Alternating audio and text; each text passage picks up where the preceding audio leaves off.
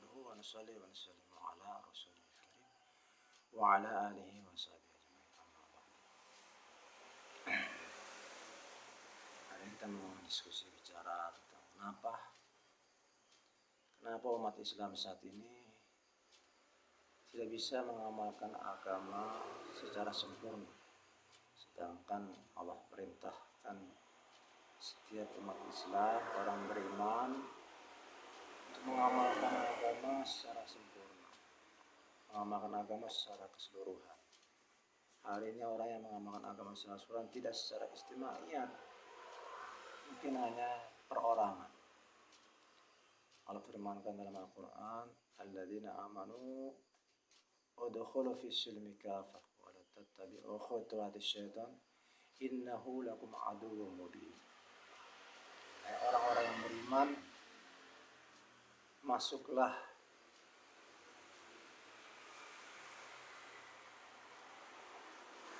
dalam Islam secara keseluruhan dan jangan mengikuti langkah-langkah setan. Sesungguhnya setan adalah musuh yang nyata bagi kalian. Ini perintah Allah Subhanahu wa taala untuk mengamalkan agama secara sempurna. Agama yang sempurna telah diamalkan oleh dahulu generasi pertama, yaitu sahabat Nabi Sallallahu Alaihi Wasallam. Karena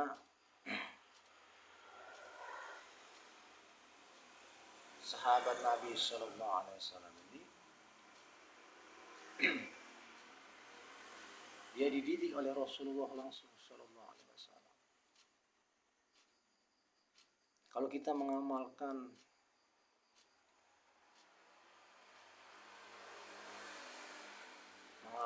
apa yang dididik Rasulullah kepada para sahabat, yang dilakukan oleh para sahabat, sehingga mereka bisa mengamalkan agama secara sempurna, kita pun bisa mengamalkan agama secara sempurna. Tentu tidak secara instan. Dulu proses beragama para sahabat ini bisa mengamalkan agama secara sempurna secara istimaiyat itu selama 23 tahun. 13 tahun proses membetulkan iman, 13 tahun membetulkan iman. Kemudian 10 tahun menyempurnakan Islam.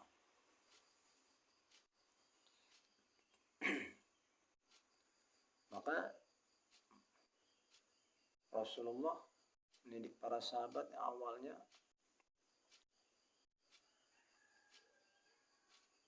menanamkan kecintaan para sahabat kepada Allah, kemudian kepada Rasulullah SAW. Hanya dua ini aja. Dia usaha menanamkan kecintaan para sahabat kepada Allah dan kepada Rasulullah SAW ini yang dididik oleh Rasulullah kepada para sahabat. Pertama, Rasulullah menanamkan kerja para nabi sebagai tanggung jawab kepada para sahabat, yaitu tanggung jawab agama pada para sahabat Nabi SAW.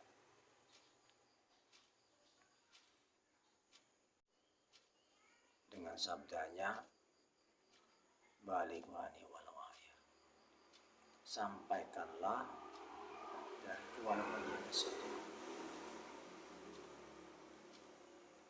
Sehingga karena Al-Quran itu turun bukan dalam bentuk satu kitab penuh, tapi secara berangsur-angsur sampai lengkap selama 23 tahun sampai lengkap.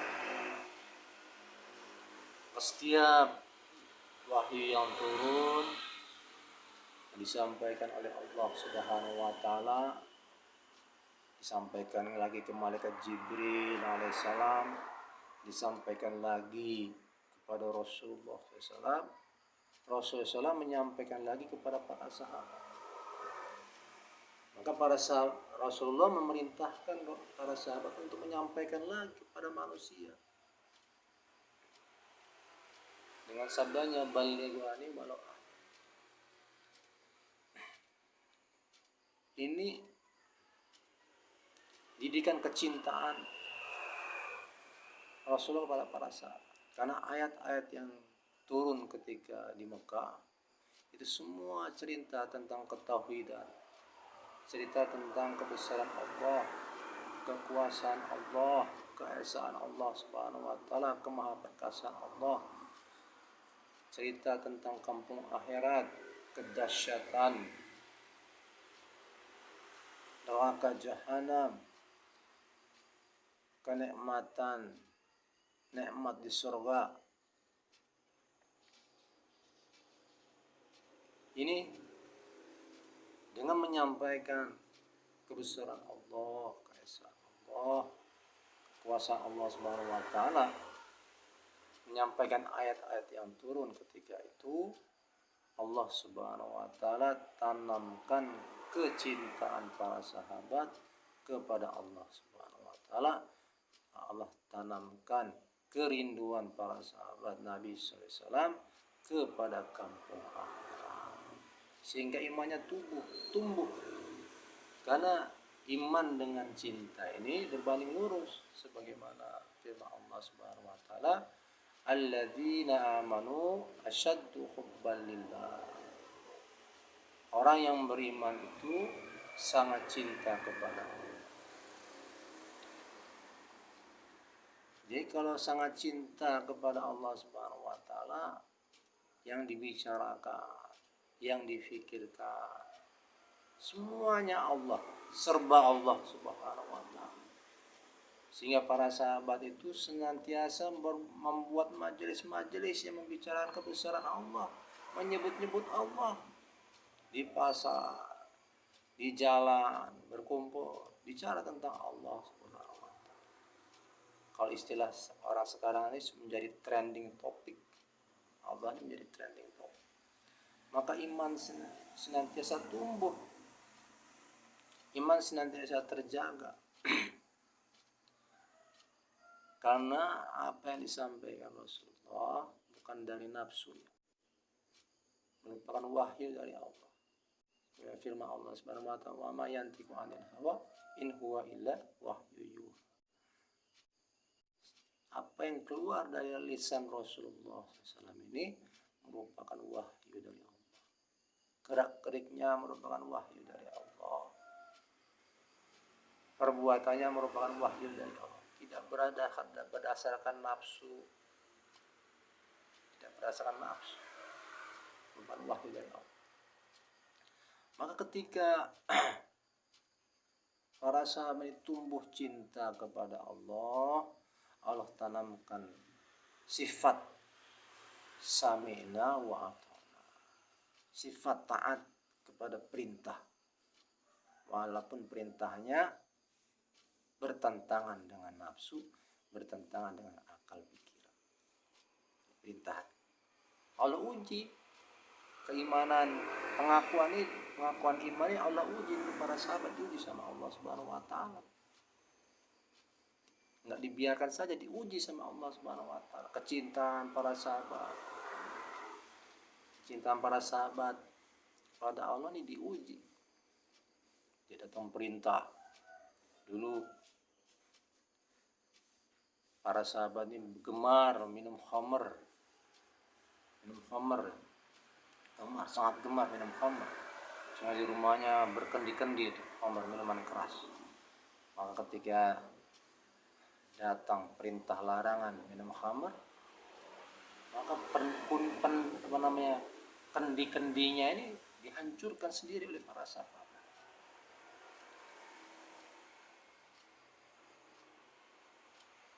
Maka sudah ada cinta pada Allah Subhanahu wa taala, ketauhidan yang lurus. Berhala-berhalanya dihancurkan sendiri oleh para sahabat. Berhala-berhala di Ka'bah itu dihancurkan sendiri oleh para sahabat. Masya Allah. Maka kalau kita hari ini senantiasa mengagungkan Allah, maka Allah tanamkan rasa cinta kita kepada Allah.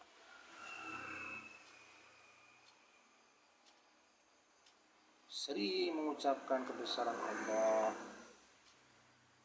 maka Allah tanamkan rasa cinta kepada Allah. Agungkanlah Allah, maka Allah Subhanahu wa taala akan mengampuni kita. Masya Allah.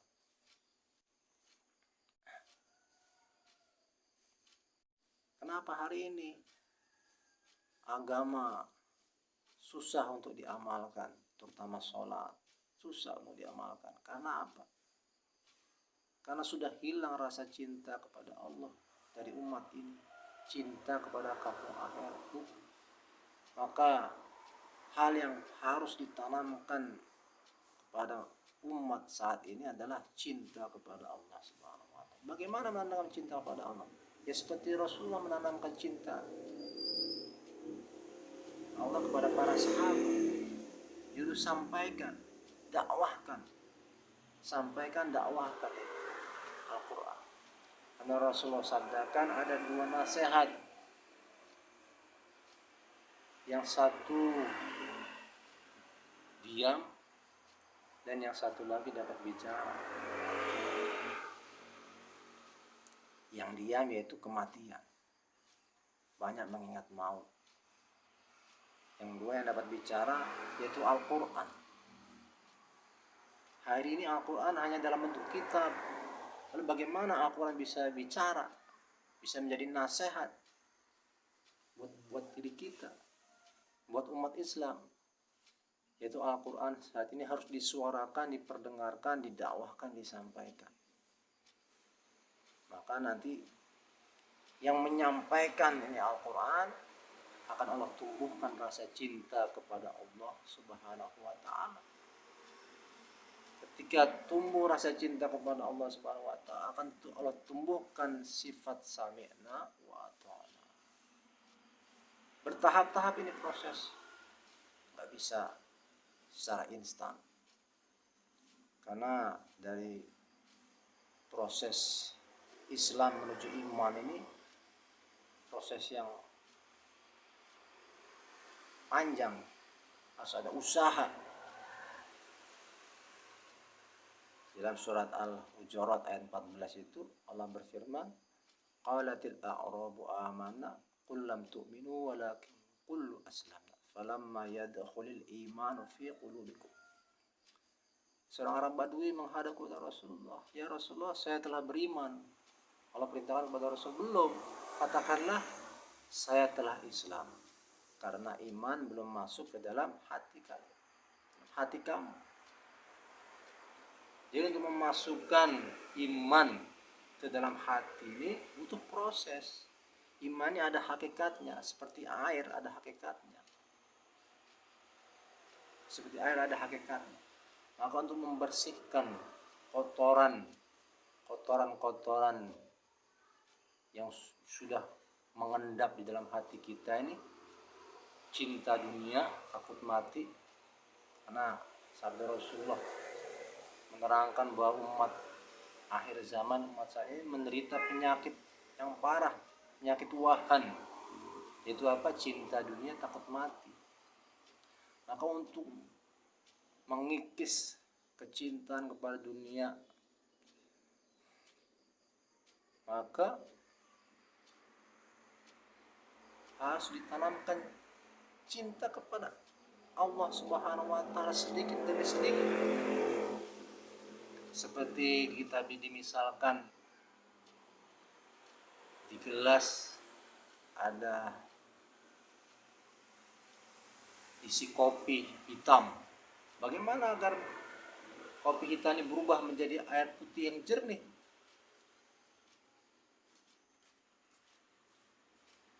Bisa dituang semuanya diisi air, bisa.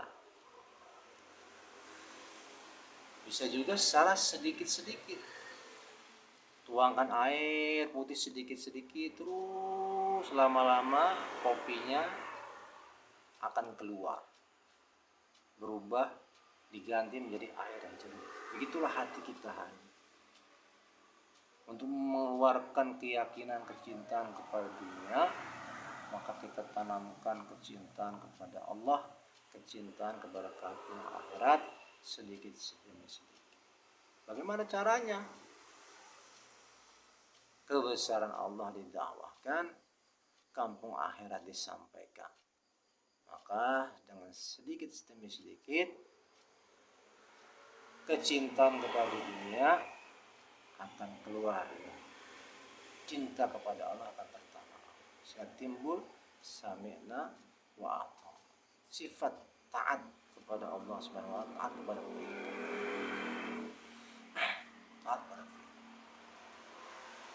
Jadi Allah ceritakan kisah-kisah di dalam Al-Quran ini bukan sebagai dongengan orang-orang terdahulu, bukan untuk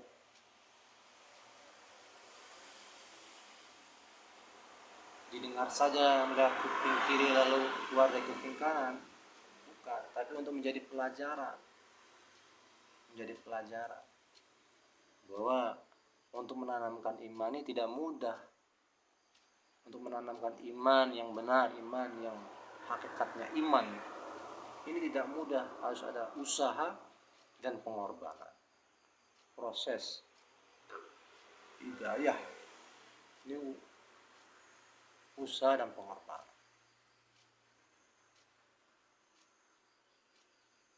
Sebagaimana yang dulu dibuat oleh para sahabat Nabi Sallallahu Alaihi Wasallam. Rasulullah mendidik usaha atas iman kepada para sahabat dengan memadukan ibadah dan dakwah. Perintah berkorban diamalkan karena sudah ada cinta. Kalau sudah tumbuh cinta, tumbuh sami'na wa ata'na dan rela berkorban untuk yang dicintai. Ketika sudah tumbuh rasa cinta kepada Allah Subhanahu wa taala, ada lagi berikutnya. Kalau agar Allah balas cinta para sahabat dengan cara sebagaimana firman Allah Subhanahu wa taala, "Qul in kuntum tuhibbunallah fattabi'uni yuhibbukumullah wa yaghfir lakum dzunubakum wallahu ghafurur rahim." Katakanlah wahai Muhammad kepada umatmu, jika mencintai Allah, ikutilah aku. Qul in kuntum tuhibbunallah fattabi'uni yuhibbukumullah. Ikutilah aku, maka Allah Subhanahu wa taala akan mencintaimu, membalas cintanya pada para sahabat dan mengampuni dosa-dosa. Sesungguhnya Allah Maha Pengampun lagi Maha Penyayang. Maka dua aja. Mengusahakan cinta kepada Allah, kemudian mengusahakan cinta kepada Rasulullah Sallallahu Alaihi Wasallam. Maka ketika kita mengamalkan sunnah-sunnah Rasulullah Sallallahu Alaihi Wasallam, Allah cinta kepada kita. Semakin banyak sunnah yang kita amalkan, semakin banyak yang kita tiru dari Rasulullah Sallallahu Alaihi Wasallam, maka Allah tambah cinta kepada kita dan dosa-dosa kita diampuni oleh Allah Subhanahu wa taala. Karena agama yang sempurna ini ada dalam Al-Qur'an. Dan pengamalan agama yang sempurna ini ada dalam kehidupan Rasulullah Sallallahu Alaihi Wasallam.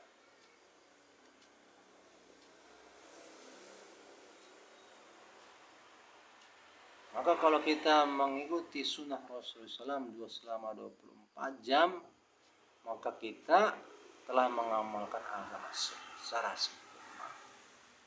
Itu memadukan ibadah dan dakwah.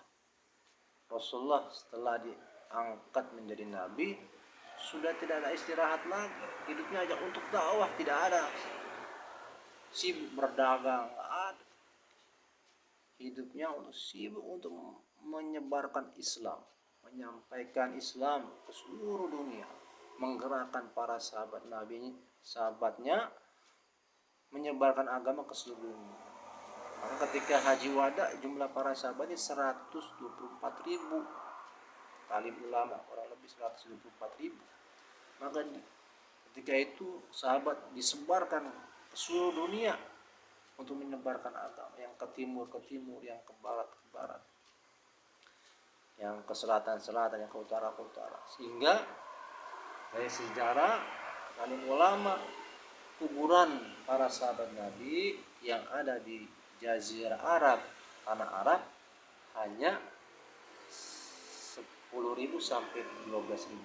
Selebihnya tersebar ke seluruh dunia. Subhanallah. Ini bukti bahwa agama ini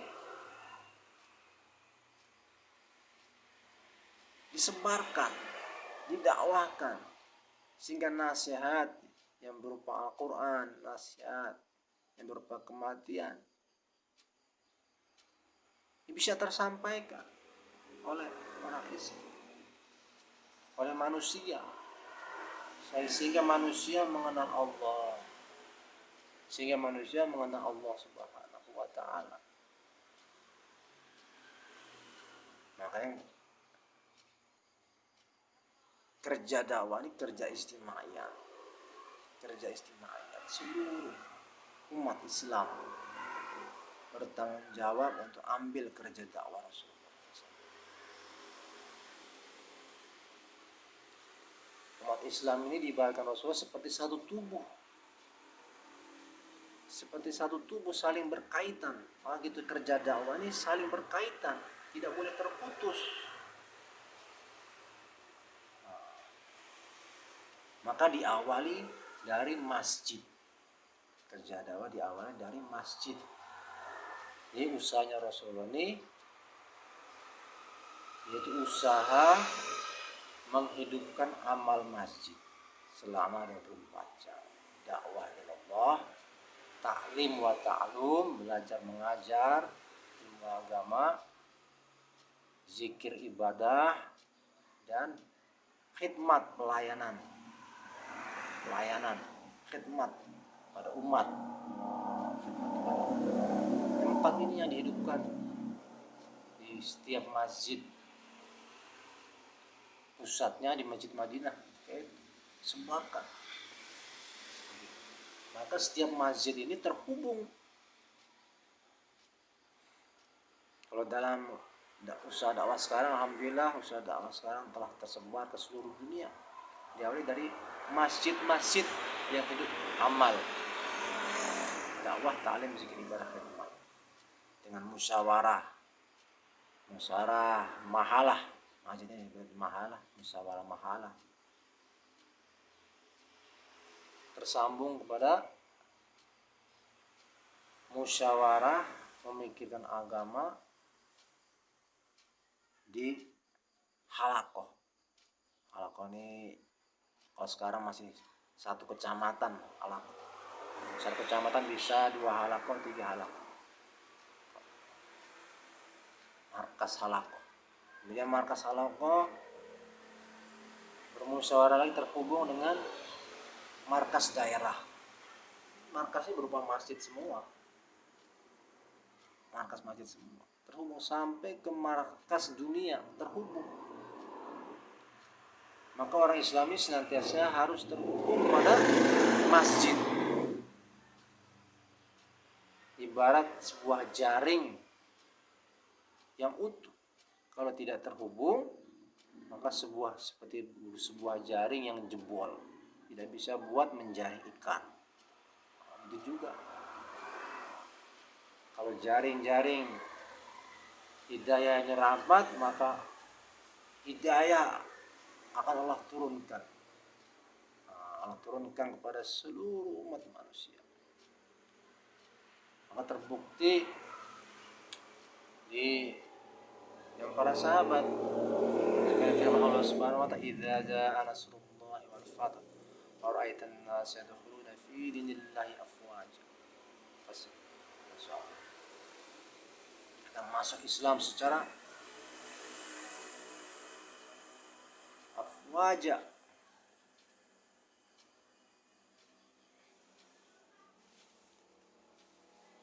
Secara besar-besaran ya. Masalah apabila datang pertolongan Allah, melihat manusia masuk Islam secara besar-besaran, subhanallah. Satu negeri masuk Islam, satu desa masuk Islam. Hari ini sudah terbukti ada subhanallah. Karena usaha dakwah ini diusahakan dengan pengorbanan dan menyebarkan Islam ke seluruh dunia. Dikirim jamaah ke Suriname, di Suriname satu desa masuk Islam, ke Afrika satu desa masuk Islam. Itu aja subhanallah. Maka umat Islam hari ini harus bangkit. Maka ketika umat Islam mengamalkan agama, maka nanti Allah pilihkan pemimpin yang adil. Ini sudah janji Allah Subhanahu wa taala. Semua tergantung dari amal pribadi kita masing-masing. Apabila hubungan kita kepada Allah baik, maka nanti Allah Subhanahu wa taala akan menjadikan alam ini, dan Allah akan pilih pemimpin yang baik, yang adil, sehingga masyarakat makmur, sejahtera. Tidak ada kezaliman di tengah masyarakat. Insyaallah niat amal yang disampaikan. Dan semuanya masih kita terdapat barang majlis. Subhanallah wa bihamdi, subhanaka Allahumma wa bihamdika, asyhadu an la ilaha illa anta, astaghfiruka wa atubu ilaik. Assalamualaikum warahmatullahi wabarakatuh.